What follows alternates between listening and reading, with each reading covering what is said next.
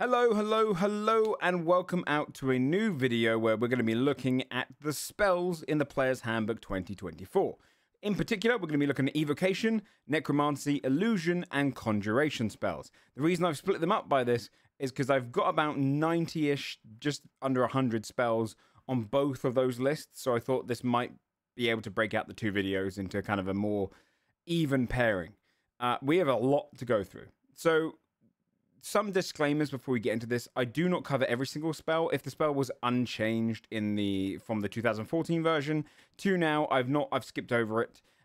So you can read between the lines. If you look up all of the spells that are in this book in general, you'll be able to get an idea of what's to come. It's all of the things from the 2014 with some additions from other books. At some point, I'm going to go through all of the classes, and that will allow me to basically go down all the spell lists so you can see them there. That's also something I'm going to avoid doing when you'll see on some of the spells that it will say this is now available to druids or this is now available to wizards. I'm going to avoid talking about that outside of the class videos, but for now it's going to be mostly focused on all the spells that got changed. And yes, that's about 200-ish spells. Spells such as ones which have kind of just had their wording changed, which is the vast majority of them, doesn't mean I'm going to cover it either. It's only if it has a mechanical difference or if I see something which I think is quite unique.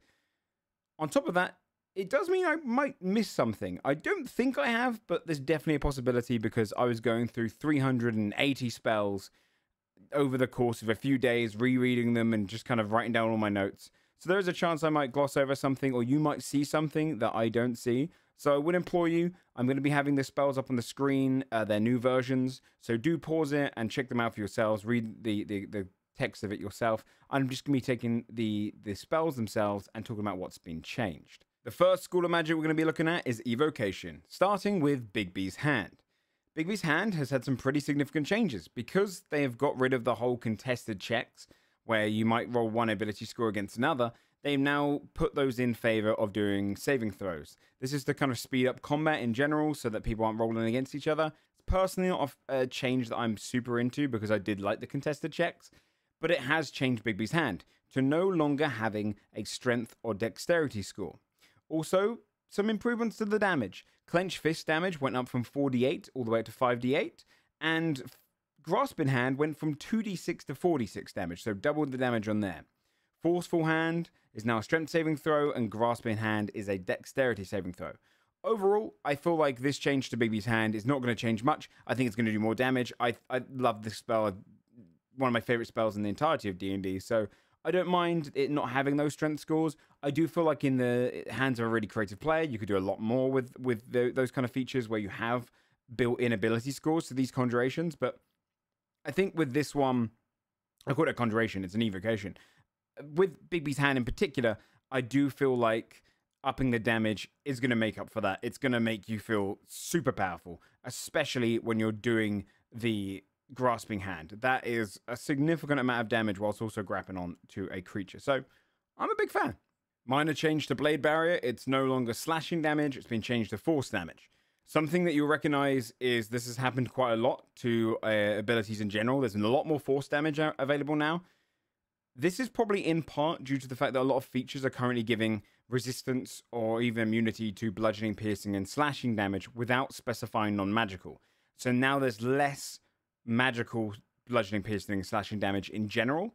So although those have been buffs on a side, it does mean this is much worse when it goes up against barbarians and those who have pretty innate resistances. You're going to see these being a lot more powerful and a lot less resisted. Blinding Smite. Now, as this is the first of the Paladin Smites we're covering, there's something very big and different about these Smite spells in general. Previously, you'd have to take a bonus action, and it's the next time you hit, the effect goes off.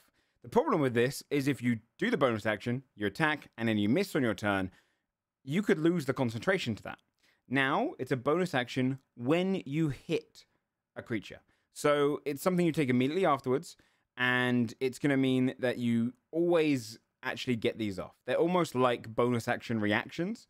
So an improvement across the board. It's great to have that. It's really nice. And it also includes unarmed strikes across the board too. So we're going to see all of those brought in as well. Now, this also lasts 1 minute. with the biggest change being it's no longer concentration. That's pretty strong. It blinds immediately. There's no save. Once you hit, the blind goes through after dealing the damage, and the target must make the saving throw at the end of each of their turns to end it instead. You can also upcast this for 1d8 extra damage. Now, I don't feel like a lot of the smites you necessarily need to upcast. This is mostly due to the fact that the majority of smites you're doing so for the effect over the actual damage, but it's good to have. If you have those spell slots and you just want to do a big old slam whilst also blinding the creature, it's strong. Chromatic Orb just made it to my S tier of spells. It's now a closer akin to Chaos Bolt in the fact that it can continuously roll. You roll the 3d8 damage, choose your damage type, roll the 3d8, and if 2 or more of the numbers are the same, it bounces once to another target, which you do the 3d8 again to. If you upcast it, it goes up by 1d8, and you can bounce one more time. The cool thing about this is the more you upcast it, the more likely you're going to get 2 of the same number and make that new roll and continuously bounce it. So this is actually something that comes with a really fun upcast, which you don't usually get. Most of the time, upcasting is a very basic flat sum number. This one makes it incredibly interesting. Suddenly, when you're rolling this at 4th level, you're getting 5d8, and your chances of 2 of those numbers being the same is massive. And then it can bounce in from there. You can bounce a few times at that point. I think this new version is fantastic. I think it's great. I genuinely one of my favorite spells in the game right now, and I can't wait to use this in play. Crusader's Mantle uses the new terminology Emanation. This gets rid of the previous kind of aura terminology. It has just a more general spell aura naming convention that will help ease people to realize a spell that comes from you is an emanation from this point onwards. The only small change here to Crusader's Mantle is that it includes unarmed strikes now, not just weapon melee attacks. The great thing about this, if you're a monk, you're living happy. If your paladin nearby puts Crusader's Mantle on, you're going to be doing the new monk unarmed strikes with the 1d4s to every single one of those. It's huge. Flameblade saw a decent buff to it. You now adjust spellcasting ability modifier to the damage, which is just nice to have flat damage. But upcasting no longer takes every 2 slots to increase the damage by 1d6. Instead, it happens every slot, which is significant for upcasting it. I don't see much use of Flameblade in combat. I haven't seen many people use it. That's mostly because I haven't had many druids at my table. Now that sorcerers have access to it, I'm hoping to see it a lot more. I think this new change is great. Flame Strike had both of its damage dice upgraded from 4d6 to 5d6. And upcasting, no longer do you have to pick between which one raises. You get both up by 1. So a significant increase to Flame Strike. Hopefully we get to see more use of it. It's one of those spells that was slept on because there was better adversaries in its category. Now hopefully we do get to see more use of it. It's a stronger spell. It's significant amount of damage. 10d6 over the 8d6 that you previously had is a pretty significant amount. Hellish Rebuke got a subtle nerf. It now says that you do this reaction in response to taking damage from a creature that you can see within 60 feet of yourself. Previously didn't have that little bit in there, so you do have to see the target now. This means if an invisible creature attacks you, you can't just ping their location with it. It's a bit of a shame. I actually think this was quite a nice one for that. Almost this kind of otherworldly defense that you just have built into for being a warlock. So sad to see that one go, but it's a very minor nerf. You probably won't see it come up too often. Ice Storm got buffed from 2d8 bludgeoning up to 2d10 bludgeoning. Again, making it more competitive for its level in general. Hopefully we get to see more use of this at a table. I think it's a decent amount of upgraded damage. The light spell no longer allows you to target a hostile creature and light them with it. I'm a little bit saddened by that. I think it was nice flavor. I didn't ever see that come up, but the time that it could, I imagine would be really fun. So probably the first example of flavor disappearing that you might see happening in future spells. Moonbeam saw a nerf. Now, not in particular to one set of its wording. It now specifies once per turn. Previously, this was a point of discussion. I've had it at my table where you're kind of confused about, do they take it when it first goes down and then also on their turn, and when does it happen? And a lot of the time people would have to go to Jeremy Crawford on Twitter and ask there, or look in forums and whatnot. It was kind of confusing. You're going to see all of the spells that have that kind of baseline idea of planting something down that does damage at the starts of turns will now have this little caveat in there that it specifies once per turn. It'll make it a lot cleaner. that's still the way that I played at the table, so that's not where the nerf comes in. The nerf comes in with the flavor. Unfortunately, another example of flavor disappearing. It still reverts shape changes, but it no longer has advantage against shape changes. I always thought this was quite a cool thing. I haven't had it come up yet, but for the time that it might, it feels great as the player. And I think for these small little advantages that don't really happen often, I'm not sure why they took them out. I think just to bring down some of the complexity, but I think in that kind of reduction, you have taken away some of the flavor. You know, you've kind of reduced your food down with a lack of seasoning. So I'm a little sad to see that part of it go. Mordenkainen's sword is already a late game spell. Its range has now increased up to 90 feet. And its damage has gone up from 3d10 to 4d12 plus your spellcasting modifier. So a significant increase in the damage. And let's be fair, it probably deserves it for the spell slot it's in. So I love this. This is great. Great to see. I hope to see this more. I actually really love the flavor of Mordenkainen's sword in general. So great. Cool. Otiluke's Freezing Sphere. I think that's how that's pronounced. I have no idea. I've never said it out loud because I don't think I've seen a player pick it up.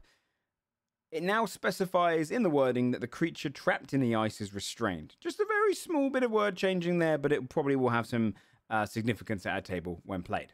Prismatic Spray had all of its damage increase go up from 10d6 to 12d6. That's each of the effects in it has increased by 2d6. So a decent little sum of damage. It's already a high level spell, so you're going to probably just notice this is just a little bit of a buff, so that's great.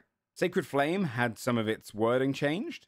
It used to say that a target does not benefit from cover. It now specifies half cover or 3/4 cover. Now, I'm not entirely sure how you'd get around the full cover previously, but I don't know, maybe you've got a mirror set up so you'll be able to see them even though they're hidden behind a full pillar. But now it does specify these two particular parts of cover. Again, won't come up that often, but it's just an interesting little tweak that they made. Searing Flame got a minor buff. Again, it has the bonus action after hitting a target instead of the standard bonus action.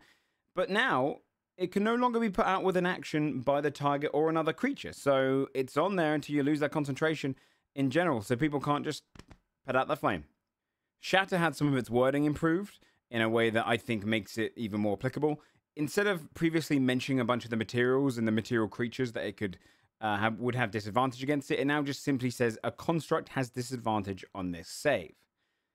Now, I did mention that I wasn't going to bring up what classes have what spells now, but one of the interesting things about Shatter is Warlocks no longer have it. So that's happened only a couple of times, and to Warlocks in particular, where they've actually lost a spell. Not sure why. Shocking Grasp lost a little bit of its flavor. It now no longer mentions that you have advantage against creatures wearing armor made of metal. Again, I feel like that was a really fun bit of flavor. That probably came up more often because of the amount of humanoids you might fight wearing chainmail and whatnot. But I like that. I always like that as a little bit of flavor. And I'm sad to see little portions of those go. But otherwise, it's still the Shocking Grasp you know and love. Spiritual Weapon is going to be a point of contention in this book, and I know that for sure. I remember in the Unearthed Arcana when we were previewing this that it was already something people were discussing and hoping was changed. Unfortunately, they went through with the changes that they made in the Unearthed Arcana, which is the fact that Spiritual Weapon is now a concentration spell. Balance-wise, I can see why they've done that, and the kind of the focus on making these summons in general concentration. They did buff it in one extent, though. They have allowed now, instead of every 2 slots, the damage going up by 1d8, it's now every slot. So that will at least compensate if you do upcast this. But I feel like if you're upcasting Spiritual Weapons, if you check out my other video that's coming out at the same time with the Conjuration spells and the new summon spells in general, I feel like why go for Spiritual Weapon when you can get some of those? Spiritual Weapon might do just a flat bit more damage, but the other ones will have a lot more features that will probably lead to you doing more damage in general. So this is going to be a point of contention. I personally prefer Spiritual Weapon without concentration and sticking to the old version. I feel like something they could have gone down for this one would have been changing up the weapon type when you summon specific weapons, giving it 3 different versions maybe. Maybe turn this into a summon like they have done with aberrations and dragons and all sorts. In this version, I feel like it's just going to get a lot of hate. Sunbeam, very small little change here. Again, flavor removed. Undead and oozes no longer have disadvantage against Sunbeam. Once again, these are some things that I really love in the previous versions where they would come up in specific campaigns, or these moments where you've been using a spell many times and then suddenly here's your chance to do the extra portion of damage with it. Sad to see it go. Tiny change to Thunderous Smite. Other than the bonus action for hitting, you can now upcast it for 1d6 per level. Again, it's not one of the ones I would necessarily go for an upcast because you're mostly doing it for the effect, but it's nice to have there, and I'm glad that they have made the other smites more desirable to spend your higher level spell slots on in general. Wall of Ice is now specified as being immune to cold, poison, and psychic damage, along with Wall of Stone being immune to poison and psychic. I don't know why before this wasn't there. I guess it was just an oversight. The idea that you've put up a massive wall of stone and suddenly a mind flayer is doing their mind blast on it and it's collapsing is kind of mad. So this is just a nice bit of just addition to help the immersion of Zed World. Windwall had a little bit of a buff. The damage has gone up from 3d8 to 4d8. Nice. And finally, Witch Bolt. One of my favorite spells now. Witch Bolt was one of those spells that everyone tweaks. I've read so much online tweaking of Witch Bolt and never found someone making it fit within the balance of the original. Instead, Wizards decide to go, hey, you know what? Let's just mega buff it. It's now an extremely strong spell. They've doubled the range. It's now 60 feet. The increase of the initial damage is, instead of when you attack with it, it does 1d12. It now does 2d12. And on your bonus action, instead of your action on subsequent turns, you can do 1d12 again. But here's the best bit of that. That's even if you've missed the initial 2d12 attack. Witch Bolt's insane now. It's so strong. Staying at 60 feet, it's guaranteed damage on your future turns if you miss that first one and you don't lose your concentration. The initial damage of 2d12 is already worth the spell slot. If you can try and get at least one of the bonus actions off in the subsequent turns, amazing. This is such a good option for just having a consistent damage concentration going whilst you're just pumping out firebolts or whatever with your main action. I love it. They just decided to mega buff it, and I'm glad they did. Next up is Necromancy, starting with Bestow Curse. Now, Bestow Curse got one slight change. It's technically a nerf, but it's not a major one. The ability now says, in combat, the target must succeed on a wisdom saving throw at the start of each of their turns or be forced to take the dodge action on that turn for one of the specific things that you can do with Bestow Curse. Previously, it said they wasted their action doing nothing. Now they have the dodge action. It is enough technically to using that one. It was probably the strongest of the options there because action economy rules all, but I still think this is a strong choice to pick because if you can get around that disadvantage, you're still going to be... They're still technically wasting their turn. They're not going to be pumping out any damage. Blight has been altered, and I wouldn't necessarily say it's a nerf. I actually prefer this way. I mean, I suppose it could be seen as one, but I actually really like this method. It changed from having the plant creatures having disadvantage on the saving throw and taking max damage to now just automatically failing the saving throw, but taking the 8d8 at standard. I prefer this. I think the flat damage roll before was a fun concept, but sometimes not the most exciting in use. I think this is still keeps in with the flavor that plants get destroyed by Blight, but still has you rolling dice. And I think at the end of the day, as long as I'm rolling dice, I'm playing D&D, so that's good by me. Chill Touch had its damage increased to 1d10, which is nice, but it is now, as the name suggests, a touch spell, so moving away from its ranged use prior. So again, I wouldn't necessarily say this is a nerf. It's just going to be totally used different in combat. Great to use through your familiar as any previous touch spells, and I think overall I prefer it this way. And it'll be less confusing for the majority of players who cast Chill Touch and they get confused at the table. Circle of Death saw itself getting a buff going from 8d6 damage to 8d8. So, pretty good. Up in the dice roll and keeping the 8 the whole time. It's nice. It's a good solid amount of damage. Contagion got some pretty different changes. It's now a con save instead of an attack roll, but it comes with an upfront of 11d8 necrotic damage if they fail that save. It now gives the poison condition, and you choose an ability to which they have disadvantage. Each turn they make the saving throw, and if they fail it 3 times, it lasts for the 7 days. It has changed up big time from the previous version where you choose the different effects, but I still think this is... I think this change is going to make this spell get a bit more use. It was always kind of a frustrating one to even make work in the first place. So having the upfront huge amount of damage, by the way, it is necrotic, is strong. And it also does mention that if the target receives an effect to end poisoned, it makes a con save or it doesn't actually end. So it's almost like a new spell in itself, and they've got rid of the old contagion, but kind of kept in the fail 3 times flavor, which I quite like. So I'm a fan of this. I don't know, let me know what you guys think, but I quite prefer this as a change because the previous version did have some awkwardness at the table. Eyebite found itself getting an alteration. The second portion of it to the right previously was the one that gave disadvantage on attack rolls and ability checks. It's now just the poison condition. So there's going to be a lot of creatures that will probably be immune to that condition. But the good thing is that they don't make the saving throw to end it at the end of their turns. So overall, a big change. And also, this is something we can't really judge its use until we see the monster manual to see how many creatures are immune to poisoned. Maybe there's a chance that poison is going to see a rise. Because you'll see a lot of the poison-based spells have been improved. But maybe that is to encourage people to pick them up early. I'm not sure. False Life found itself getting increased in its initial base temporary hit points. It goes up from 1d4 plus 4 to 2d4 plus 4. This is really nice on a Warlock in general. If you're kind of going up front line, you know, Pact of the Blade, a decent sum of upfront temporary hit points. I like it. It's good. Nice buff. Harm spell had a slight alteration. It now can only reduce a creature down to 1 HP. So a bit of a change there. I don't really see it coming up too often, but it makes sense with the theme of the spell in general. You're harming, you're not killing. Inflict Wounds got a nasty nerf on it. It's now a Constitution saving throw, the worst saving throw in the game, as history tells us, instead of an attack roll. And the damage was reduced from 3d10 down to 2d10. I don't see this being used often anymore. I just don't see it as being a very strong spell, but perhaps it had its time in the sun. It was a kind of a guaranteed pick for a lot of clerics. And now maybe it puts more room for some of the other spells that are rising to be in the forefront. But I don't see many clerics picking this from now on. Poison Spray had a significant change. It's no longer a Constitution saving throw, which was its major issue. It's now a ranged spell attack.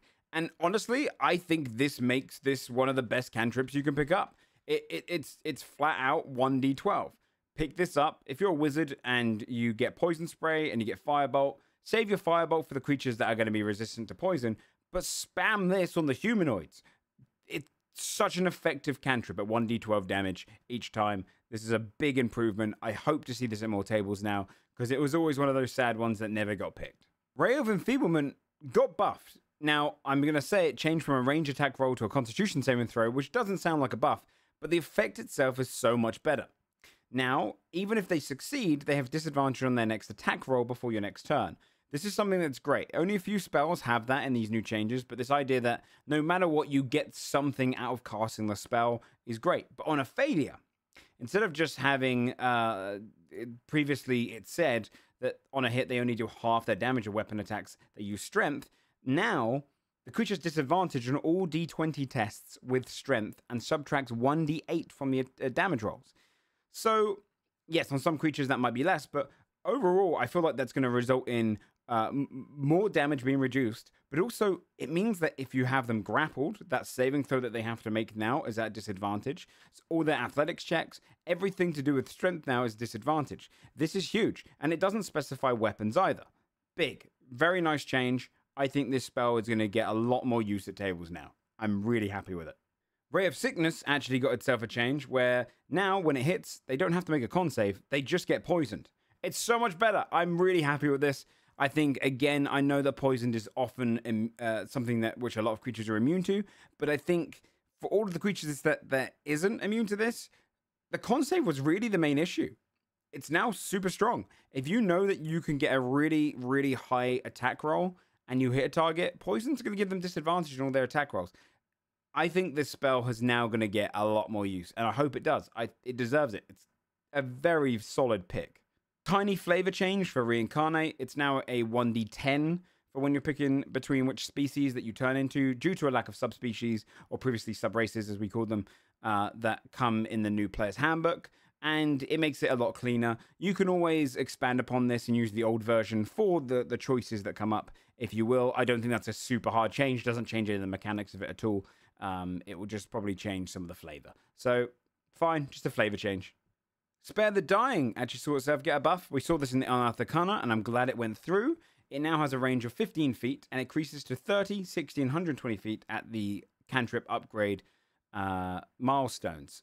It's great. That's fantastic. It's nice to see this as a ranged way of saving your friends in combat, not having to worry about diving in right next to them. So this is a must pick for a healer across the board now. It already was a very must pick, I think, and now it's even better. Summon Undead. When I was looking through the spells and I started to get tired as I was writing down my notes, I was like, I might be able to just gloss over the Tush's Cauldron summons and whatnot because I don't think they're going to change them much. I was wrong. I'm glad I didn't, because Summon Undead actually is extremely strong. It previously had a couple of saves. Deathly Touch used to have a save. It now just frightens on a hit. So you don't have to worry. It's going to strike it and frighten the target. And Rotting Claw automatically applies Paralyzed if they're poisoned. So it's a combo attack based on the passive that they're letting out. So instead, previously, it was 2 different saving throws entirely. Now, you just have to worry about the once. If they are poisoned, then you're going to get that effect going off.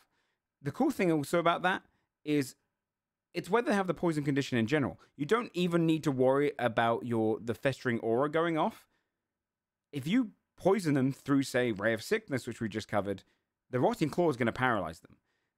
The combos with Undead Spirit are going to be insane. Summon Undead is S-tiered for me. I think it's super, super strong. Wrathful Smite actually found itself getting a little bit of a nerf. It still has the bonus attack that applies after you hit a creature this time. But then psychic damage got changed to necrotic damage, which, again, I mean, in Paladin campaigns, you often fight a lot of undead. That's a nerf. Psychic damage is less resisted on average. We haven't seen the monster manual, so we could be wrong. And now the creature makes the saving throw at the end of their turn instead of an action to make the saving throw, which the action economy portion of it has been completely taken out. And now you are able to upcast it for 1d6 damage. But again, like I said with some of the previous smites, I don't see upcasting smites for extra damage as super worth it. It's nice to do, I guess. It's nice to have it there. But I do think overall this is a significant nerf to this one. Thankfully, there's other smites to pick between. Illusion only has a few things to look over. Only about 7 of these spells actually got changed. So, starting off with Color Spray. This saw significant changes. It previously had a mechanic where you roll a bunch of dice and you go off of the base of the health of the characters. It's now no longer that. It's simply a 15-foot cone, con save, or blinded until the end of their next turn. Or, sorry, end of your next turn. I almost just wish they revamped the spell entirely. Made it a bit more fun, a bit more fey. I would have loved to see Color Spray do something with the colors. Maybe choosing a different color would have a different effect. Something different to change up the spell instead of just making it a very simple cone, con, blind. I think it's still decent. Constitution saving throws are not great, but blinded is okay. I'm not a big fan of this one.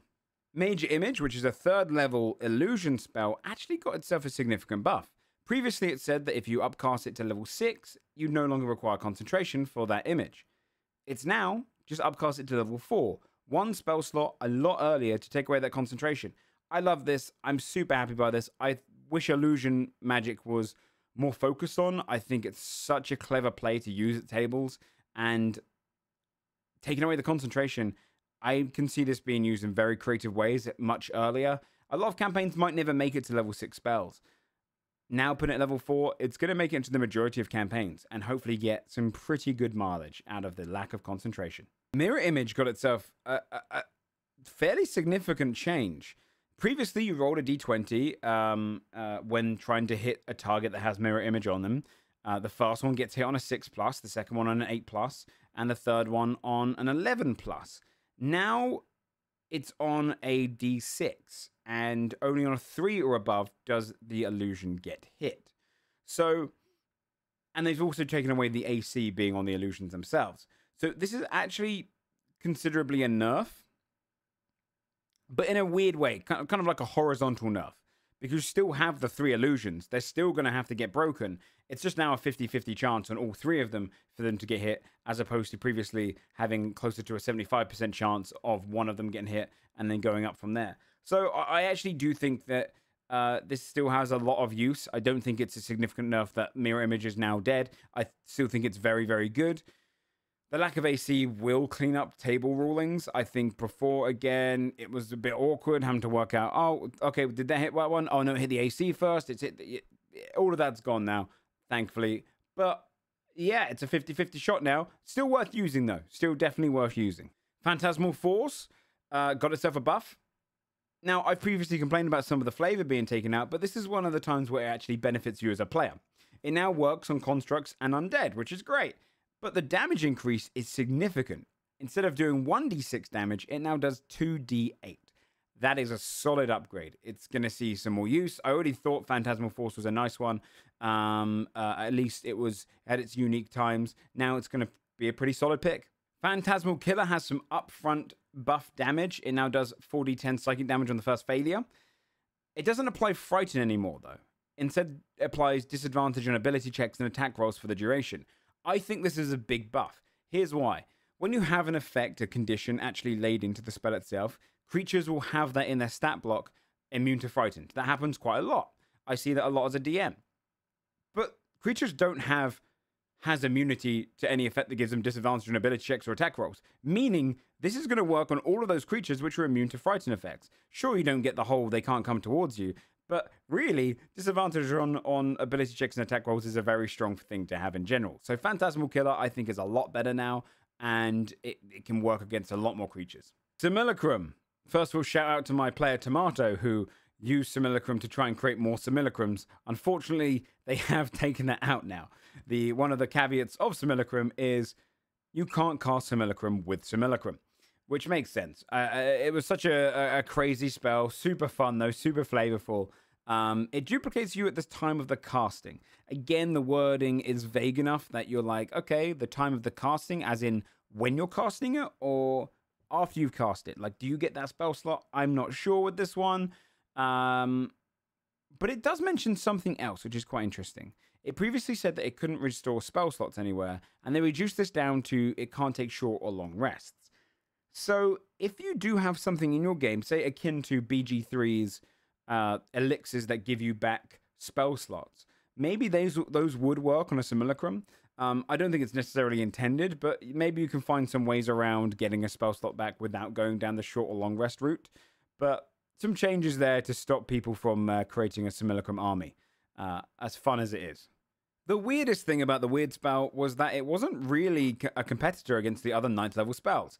Now it is. It does an upfront 10d10 psychic damage, huge amounts, and the other damage has gone up from 4d10 to 5d10. So, yeah, I think this is a pretty big upgrade and puts it as a strong, nice 9th level spell as it should have been. And finally, of this video, the final school we're going to be looking at is Conjuration, which has had the most spells changed.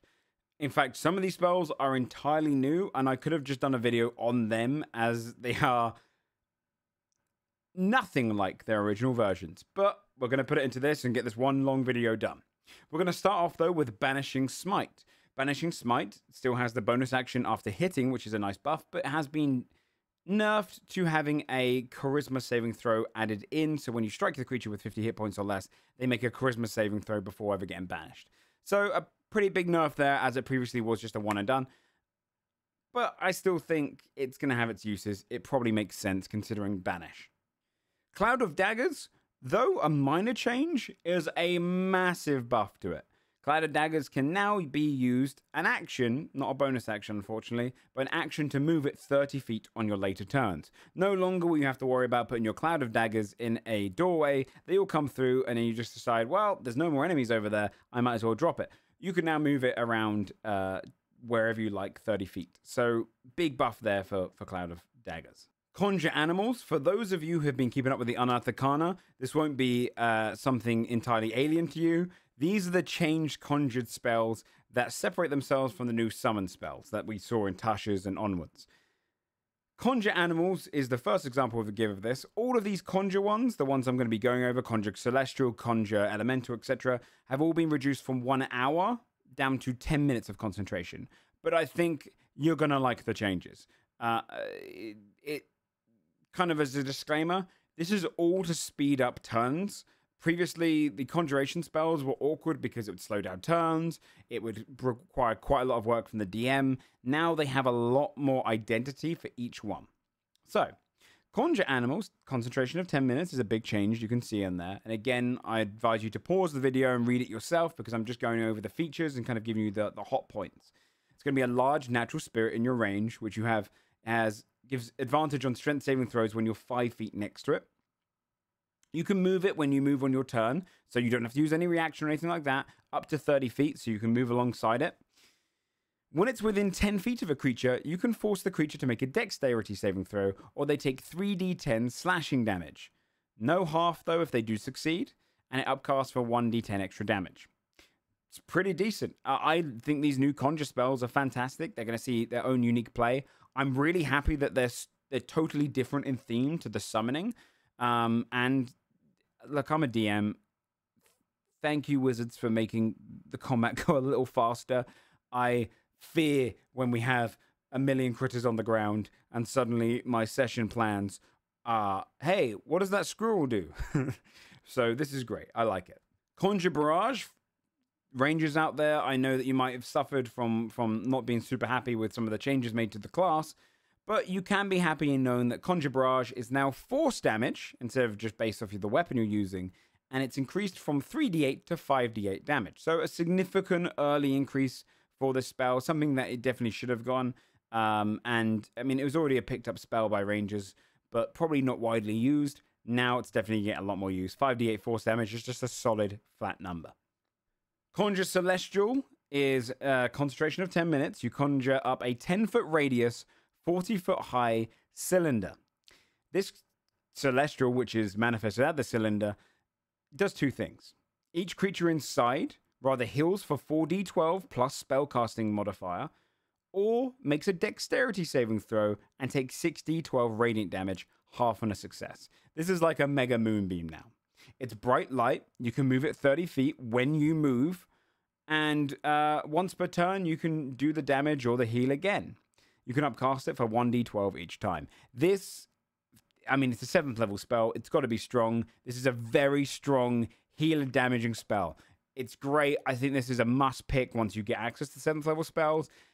It's so strong. It's just such a powerful spell. It has so much flavor to it. It is the Mega Moonbeam, which I think I'm going to just name it from now on. Conjure Elemental, concentration of 10 minutes. It's a large intangible spirit within 60 feet. You choose its element when you cast it.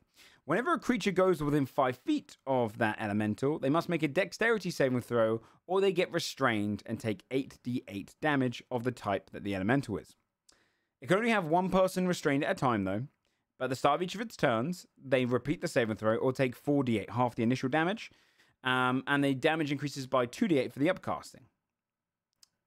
So overall, pretty strong. A decent one. Not my favorite of the conjures, actually. I'll get onto my favorite coming up soon. But I feel like it's decent. One thing it doesn't really specify with the upcasting, though, is it says the damage increases by 2d8 for each spell slot above 5. So I assume that means 10d8 on the initial part and then 6d8 on the second part. So if that is the case, then it's extremely strong to upcast to 5th. But I'm not too sure. It doesn't specify in particular, but very good. Conjure Fey, I will say, because I haven't really dived on what classes can cast what. It isn't available to Warlocks anymore, but we do know from the Warlock subclass, the Fey subclass, that you do get this as part of it. So that's probably why they've done it, to make it specifically part of that subclass for Warlocks, but all Warlocks don't get this. It's concentration of 10 minutes. I actually really like this one. It's a medium spirit in an unoccupied space. It makes an attack immediately. On a hit, it deals 3d12 plus your spellcasting ability modifier, and the creature gains frightened until the start of your next turn. Both you and the spirit are the source of the fear. Bonus action on later turns to TP it up to 30 feet and make the attack again, and the damage goes up by 2d12 per slot. My favorite part of this is the fact that both of you are the source of fear. If you position yourself correctly, you can pretty much lock a target to moving horizontal or vertical to try and avoid both of you. You can really play, it's like checking in chess. You know, you can really have a lot of fun with trying to force this creature to be trapped in a momentum. If you have two different people casting at the same time and you all go at the 4 awkward corners, you might be able to lock a creature in between all of you. It's awesome. It's one of my favorite conjures. Conjure Minor Elementals is my favorite of the Conjuration spells of this kind of portion of the video. Concentration of 10 minutes. It's a 15-foot emanation, and attacks you make with it up deal 2d8 extra damage. Now, the extra damage is acid, cold, fire, or lightning, and you make it for each of the attacks. It doesn't specify this is once per turn.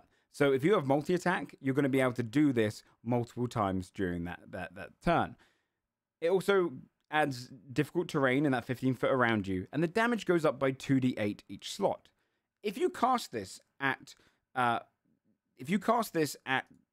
level instead of 4th level, you're going to be doing 68 for each of those attacks. If you can somehow get those in and turn these into a multi-attack, you're going to be bursting with damage. It's a super fun one.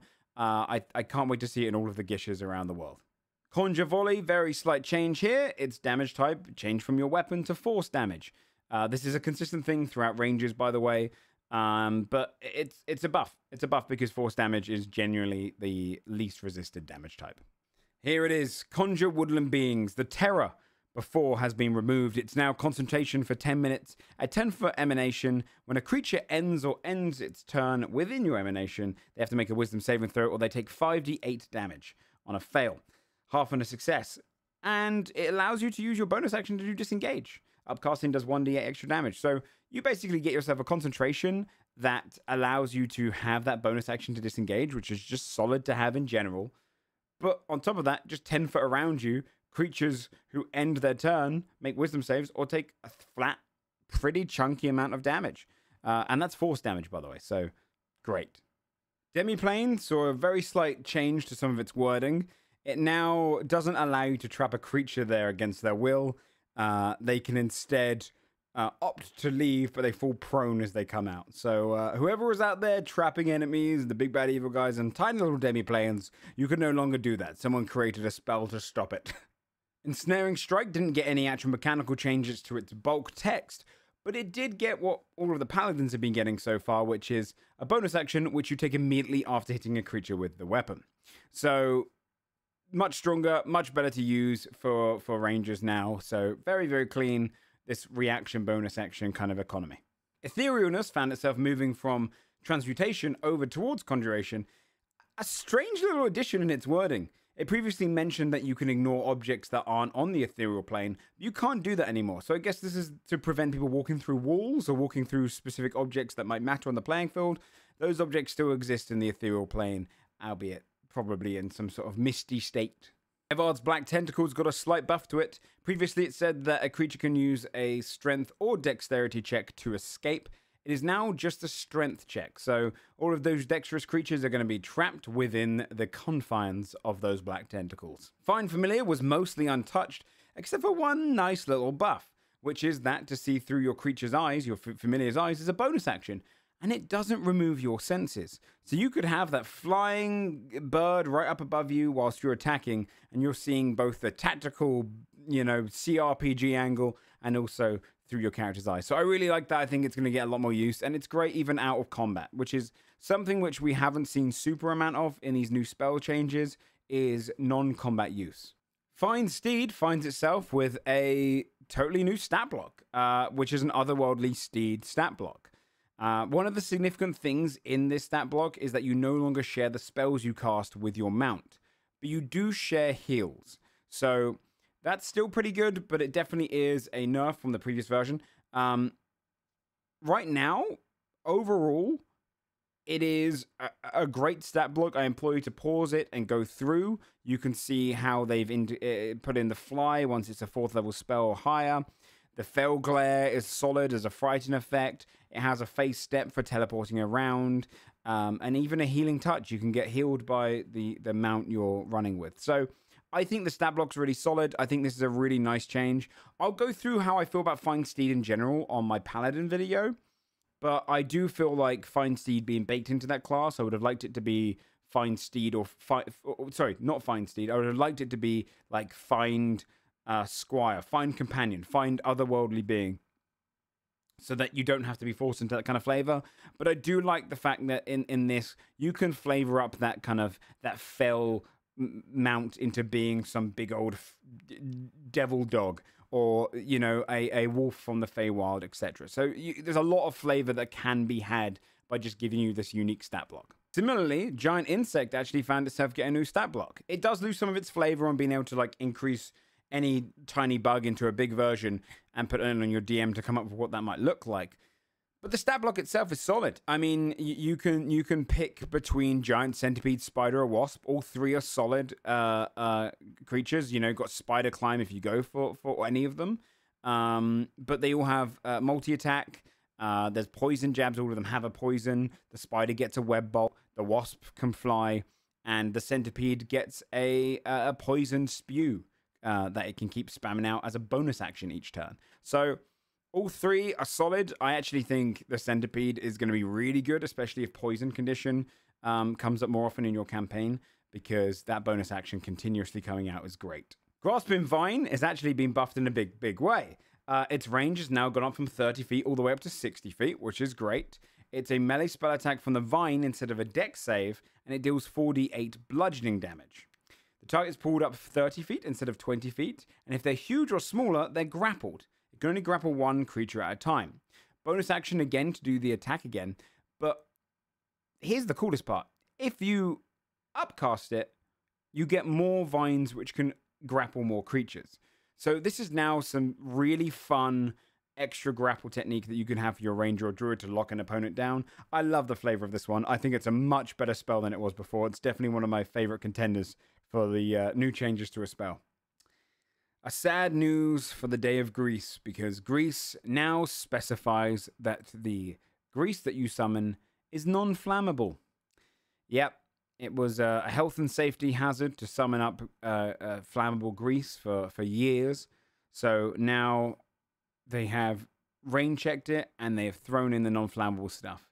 At least they'll still slip. But hey, for those who love setting a flame to that grease, your days are over. I'm not a huge fan of seeing this go, and I wish they almost played on it. I wish you could upcast it to get flammable grease. Why not that? Upcast it with a third slot, and it's flammable. Hail of Thorns, like the Paladin spells, it can now be triggered as a bonus action after hitting. Here's a sad one for me. Hero's Feast got nerfed. I don't know why, but it now only resists poison damage, and it no longer gives advantage on wisdom saving throws. I actually don't think this is going to get as much use in a campaign where you are counting your coins and your gold isn't flowing through your fingertips. This is a considerable amount of gold to drop for the max health increase. I think that wisdom saving throw was always great flavor. I know it was strong. I mean, there's a reason people used it, but I feel like you're spending the gold. Get your worth out of it. It's a high level spell. Seeing that portion of it gone, when, for me, that might have been the main flavor of it. The max health was nice, but the main flavor for me was this idea that you're sharing an epic meal with your companions to go up against creatures that do fear effects, which is a wisdom save. You know, it's that holding back, that stalwart feeling that you have eaten that final meal. You're prepared to go into the depths of hell itself.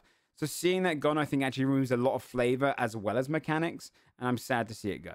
Hunger of Hadar got a minor upgrade. It can now be upcasted, which is great. But you choose one of the types of damage that goes up by 1d6. So I'm not sure why they didn't just go all 1d6. Maybe it'd just be too strong. I haven't done the math. But at least you can upcast it now. So it's a buff. A small one with the Maze spell. Minotaurs or Minotaurs and Garistos don't automatically succeed anymore. Again, how often were you casting the Maze spell on them? You know, for those tiny, I mean, it's probably happened twice. You know, in the last 10 years, I feel like that spell has happened twice. Once to a Minotaur, once to a Garisto. And it must have been a shocking moment when the party went, they succeed. You know, that's exciting. So removing that flavor just felt unnecessary. Again, fun flavor being removed is something to condense the book and to condense the spell so it's not too much bloat.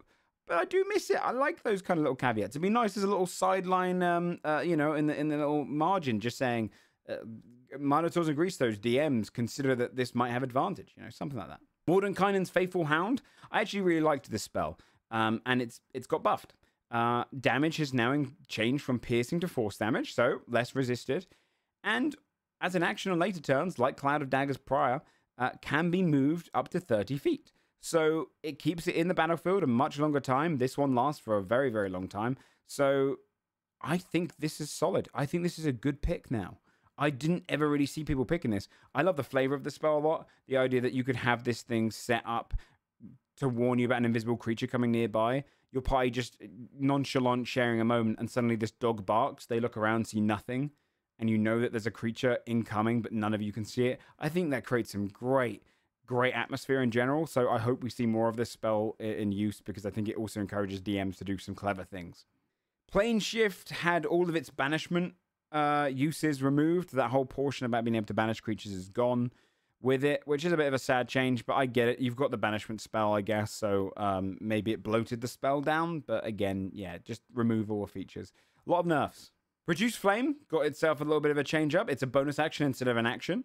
The bright and dim light went up from 20 feet, went up from 10 feet to 20 feet, and the range has increased to 60 feet. I remember seeing Jeremy Crawford talk about how he was playing Baldur's Gate 3 and realized he didn't like the old version of Produce Flame, so it was inspired to change it up. So I'm glad to see this get improved. I think it's going to be a nice pick for Druids again, and hopefully gets more use at the table, especially the range increase. I think that's solid. Sleet Storm is one of those spells that I encourage you not to overlook now. Previously, Sleet Storm had it so that you do dex saves or you fall prone in the sleet area, or if you are concentrating on a spell, you make a Constitution saving throw. Now it's combined the effects. Now you make the dexterity saving throw or you fall prone and lose concentration. The reason this is huge is because now, if you come across a creature that has Warcaster or a similar effect where they have very high constitution to maintaining concentration on spells, but you know them not to be dexterous, you drop a Sleet Storm on them and you can knock out that concentration through another roll, totally absent of concentration of constitution. I think this is a must pick as a kind of an Abjurer or someone who's an anti-caster. I think this is going to get some really cheeky use out of it for those nasty spellcasters that have way too high con. Spirit Guardians had a little bit of its wording changed, but it does change the mechanics. When specifying which creatures are unaffected, you no longer need to see them. So previously you did have to see them. So it's a very, very small little change, but it will make a difference for the tables that really do bog down into the rules as written. Stinking Cloud had some awkward wording around when it was removed by wind spells. It's now immediately dispersed by wind spells, but it gives the poison condition and takes away both the action and the bonus action of the target instead of just their action. So it is a considerable buff, because how often does it really get blown away? Storm of Vengeance is a spell that I didn't actually even know existed. Again, I don't have druids at my table, not by any choice, just players haven't played them yet, beyond a certain level. So I haven't experienced Storm of Vengeance, but it had some changes. The radius reduced from 360 to 300. You're probably not really going to feel that. I don't imagine most battle maps are going to be 360 feet in radius anyway. And the word for rounds has been changed to turns, which makes a lot more sense. Turn 2's damage has gone up from 1d6 to 4d6, considerable. And turn 5+ can no longer be dispersed by wind, and doesn't mention any concentrations of spells being affected either. So that's interesting. Now on to the summoning spells, which are taking a pretty hefty portion of this.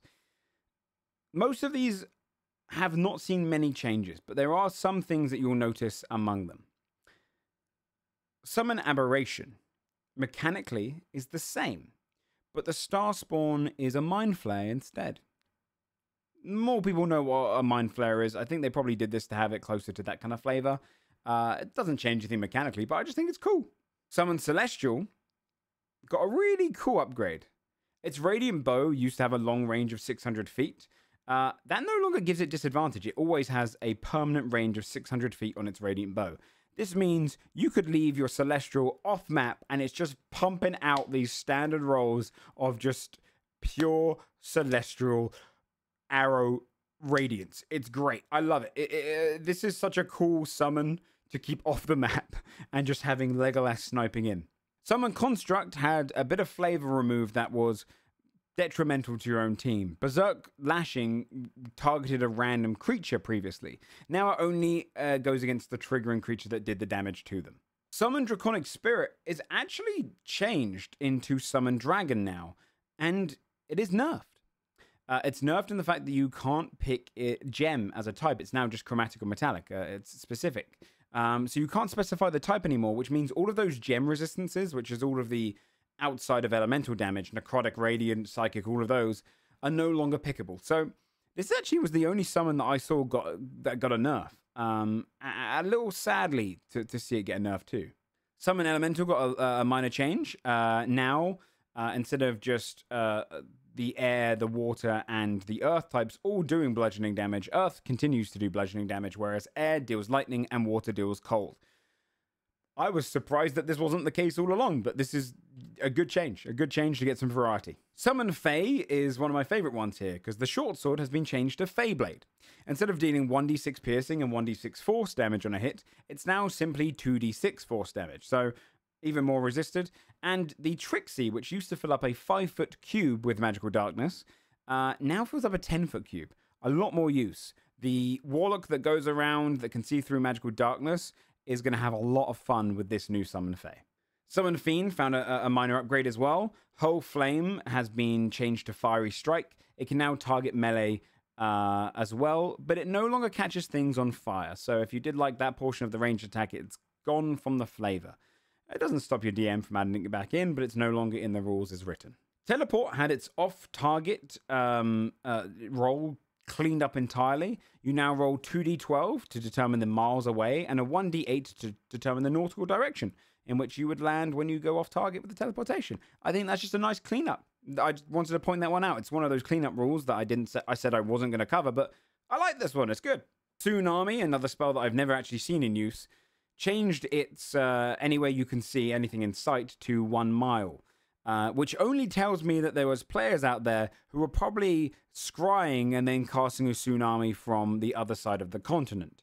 I'm not really sure the specifications of the change, but I just thought I'd mention that change. The Wish spell didn't really get much change to it, but it did have another example use put in for the alternate uses, called Sudden Learning, which is where you replace one of your feats with another feat for which you're eligible. You lose all benefits of the old feat and gain the benefits of the new one, and you can't replace a feat that has a prerequisite for any of the other feats or features. And the final spell of this video that we are overlooking is Word of Recall, which has a very nice bit of flavor added to it, which is the temple to which you teleport to doesn't need to be a temple to your specific deity.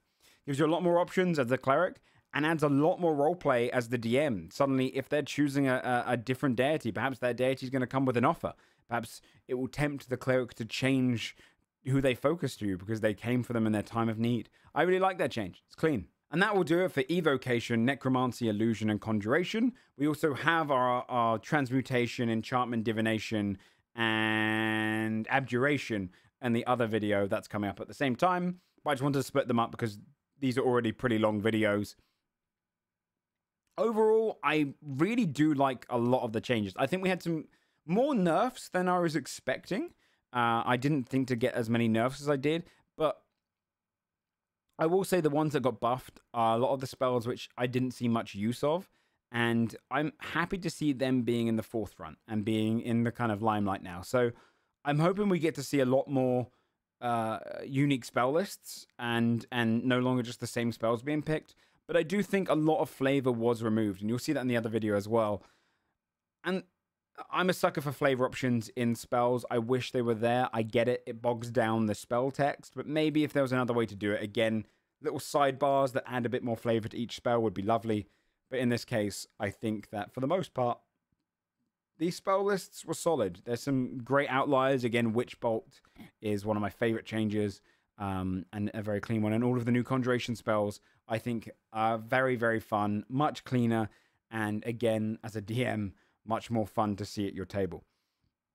Overall, if you enjoyed our discussion over it, I stream over on twitch.tv/JoeFudge. If you do want to check out my content there, I play Dungeons & Dragons. I talk about Dungeons & Dragons a lot, and TTRPGs and roleplay, and I do a lot of roleplay over there in general. So that's where I spend most of my time. I am a primary streamer, but I thought I'd put out these videos to kind of inform people because I got an early look at the spells and at all of the new books. So I thought it'd be quite fun to cover it and have a bit of a permanent bit of content online that people can use as a kind of an encyclopedia for what's to come. So thanks everyone for watching. I'll catch you on the next one. Enjoy every portion of this book that comes out. I'm mostly excited for the Monster Manual at this point and the DMG because that's primarily where I do. I'm not a forever DM, but I'm close to. So I'm excited for those, but I'm happy to release this information. Excited to be able to finally talk about it after sitting on it for a couple of months. So if you did enjoy this content, go ahead and give it a like and subscribe. Check us out in the next video. I'm going to be covering the classes and the spells. And thanks for watching. Ta-ta.